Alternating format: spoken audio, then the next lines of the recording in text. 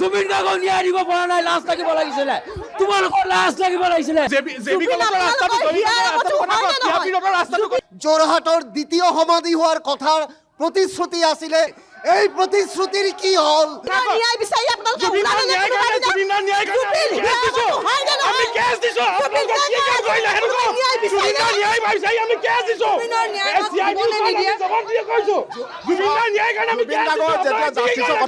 বিজেপিয়ে লাজ কিয় পায়?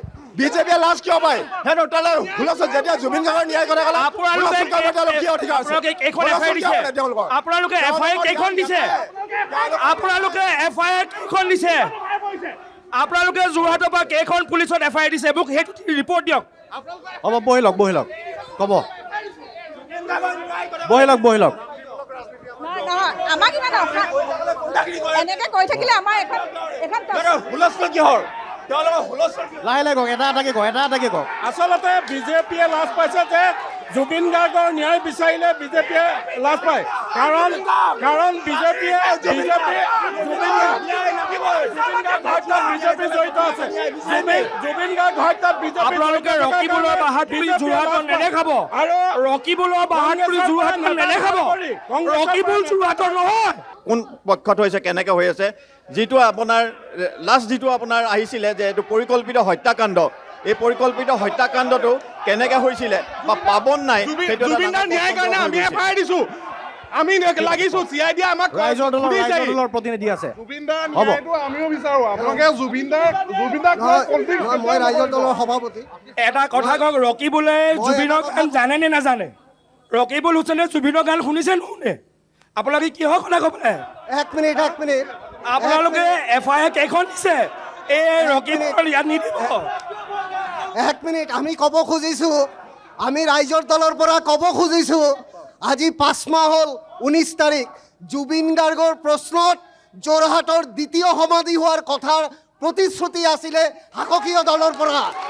ইয়াত মিউজিয়াম হ'ব বুলি জুবিন গাৰ্গৰ দ্বিতীয় সমাধিলৈ যোৰহাটত যেতিয়া আন্দোলন হৈছিলে তেতিয়া এই প্ৰতিশ্ৰুতি আছিলে। এই প্ৰতিশ্ৰুতিৰ কি হ'ল? আমাৰ জবাব লাগে। জুবিন গাৰ্গৰ ন্যায় লাগে, ন্যায় দিয়ক।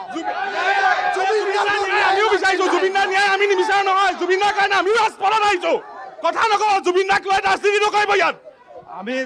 আমি অকল জুবিন গাৰ্গৰ কথাই ক'ব বিচৰা নাই।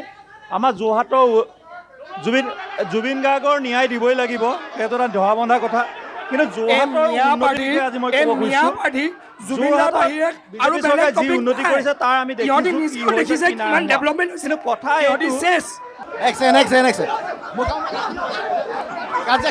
অনুষ্ঠানটো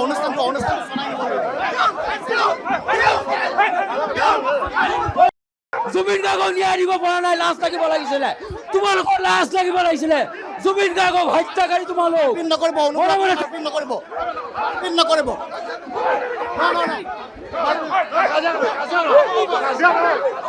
নিজৰ মানুহখিনি ৰখাই দিয়ক, নিজৰ দলৰ মানুহখিনিক ৰখাই দিয়ক। বিজেপি গুণ্ডা বাহিনী চাই লওক, বিজেপিৰ গুণ্ডা বাহিনীক চাই লওক ৰাইজ। বিজেপিৰ গুণ্ডা বাহিনীক চাই লওক, বিজেপিৰ গুণ্ডা বাহিনী চাই লওক। এক ছেকেণ্ড, ভালকে বহি লওক, মানুহখিনি বহি লওক।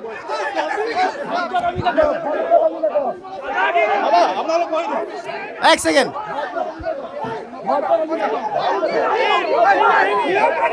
অলপ নিজৰ মানুহখিনি বহি লওক। দেখিছে বিজেপিয়ে কেনেকে তেওঁলোকৰ বিজেপি দলৰ নেতাসকলে চলিব, বিজেপি গুণ্ডাগিৰি নচলিব, বিজেপি গুণ্ডাগিৰি অসমৰ ৰাইজে দেখিছে। কিহৰ কাৰণে ইমান অকল জুবিন গাৰ্গ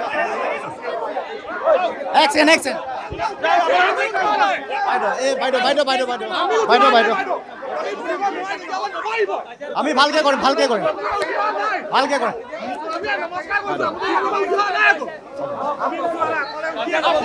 কাজিয়া নকৰিব, যুক্তি তৰ্ক কৰিম।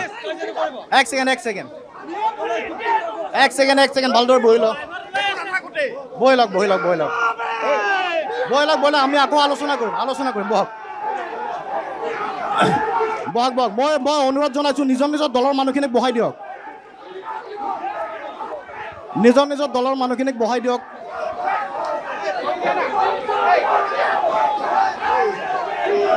নিজৰ নিজৰ দলৰ মানুহখিনিক বহাই দিয়ক, বহি যাওক, বহি যাওক। এইফালে বহ। ক'ব ক'ব ক'ব আকৌ আমি ষ্টাৰ্ট কৰি আছোঁ, বহি দিয়ক।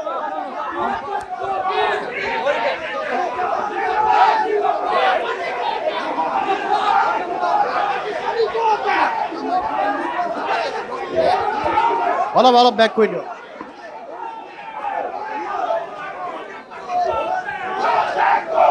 বহক আপোনালোকে বহক, সকলোৱে এজন এজনকৈ ক'ব, সকলোৱে ক'ব। বহক।